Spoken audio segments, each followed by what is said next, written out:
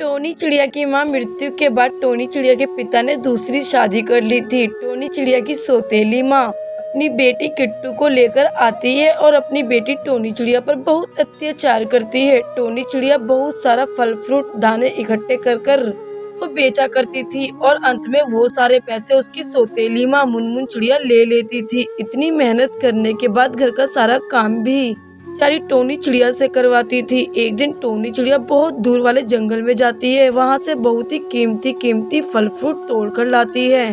बोलती है, इन फलों की कीमत मुझे बहुत अच्छी मिलेगी और इस बार माँ की बरसी अच्छे से करूँगी और बहुत ही दान पुण्य करूँगी। लेकिन उसकी यह सोच भी असफल रह जाती है। उसकी सौतेली माँ बहन सारे फल छीन लेती है और बोलती है, बड़ी बरसी करने वाली, चल हमें दे ये फ्रूट। टोनी चिड़िया रोकर रह जाती है, लेकिन उसकी सौतेली माँ मुनमुन चिड़िया और बहन किट्टू चिड़िया वो फल वापसी नहीं देती और अपनी स्वर्गवासी माँ से टोनी चिड़िया बातें करती है और बोलती है, माँ प्लीज मुझे माफ कर देना। मैंने बहुत कोशिश करी तुम्हारी बरसी करने की, लेकिन ये सौतेली माँ, जिसे हम कह सकते हैं डायन माँ, ने इस कोशिश को कोशिश ही रहने दी।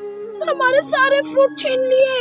माँ काश तुम मेरे साथ होती, अगर तुम होती तो मुझे इन डायनों के बीच में नहीं रहना पड़ता। ऐसे ही बातें करते करते काफी दूर चली जाती है और यहाँ उसकी सौतेली माँ मुनमुन चिड़िया और बहन किट्टू चिड़िया बहुत ही चिंतित हो जाती है। सूरज ढलने वाला है और अभी तक टोनी चिड़िया घर वापसी नहीं आई। बंटी कबूतर घर पर आ गए तो हमारी खैर नहीं। किट्टू पता लगाओ वो कहाँ गई है।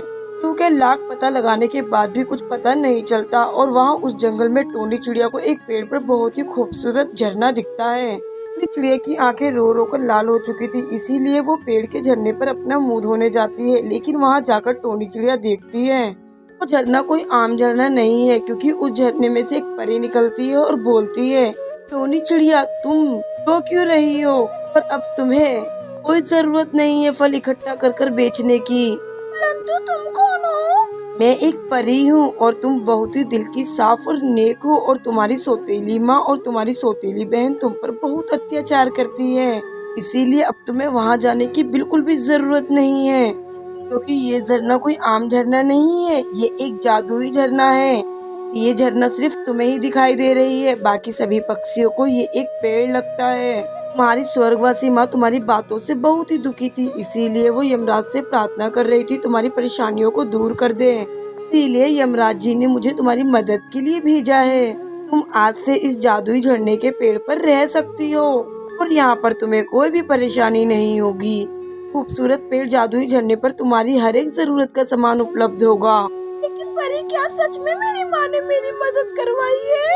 हाँ टोनी चिड़िया, जो दिल के साफ और नेक और ईमानदार होते हैं उनकी मदद खुद ईश्वर करता है।